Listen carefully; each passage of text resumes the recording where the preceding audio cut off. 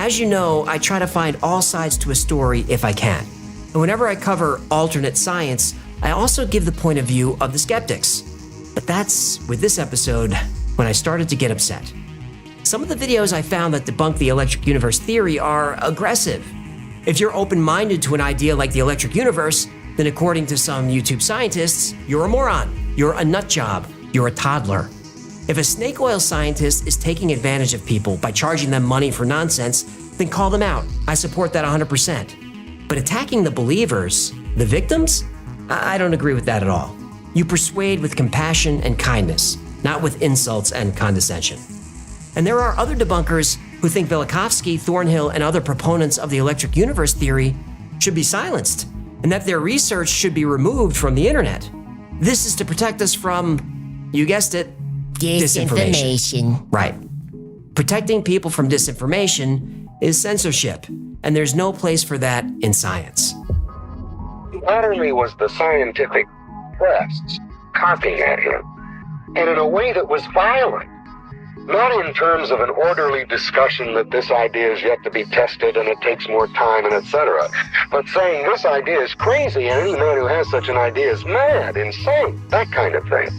But the establishment through which men who think that way make a living, the academic establishment, was saying to this man, you're not sane.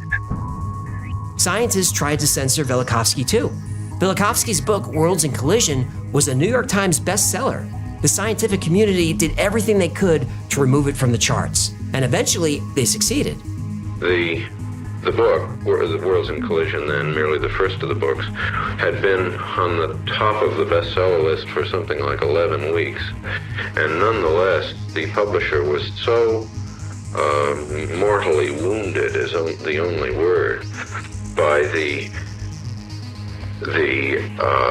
turning away of salesmen from the doors of professors' studies and all of the implications that went with this, that the book was transferred to another publisher which was willing to take it over, which, after all, is a fairly extraordinary thing.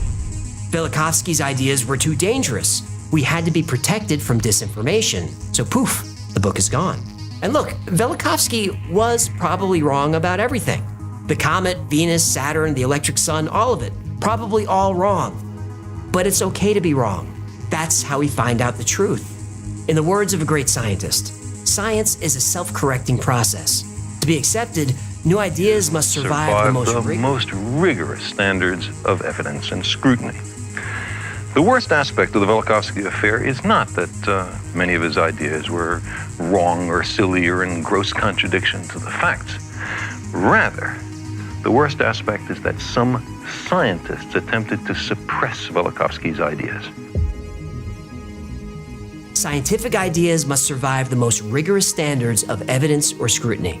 Well, scrutiny means your theory has to withstand aggressive debate. Take climate change. No such thing. Well, Don't be a sheep. the climate is warming up. But is it happening quickly? No. I don't know. Some scientists say no. Is there anything humans can do to stop it? No.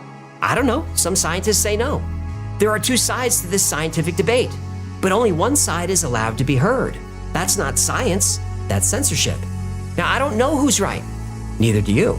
But who cares? I just want to know the truth, don't you? The suppression of uncomfortable ideas may be common in religion or in politics, but it is not the path to knowledge, and there's no place for it in the endeavor of science.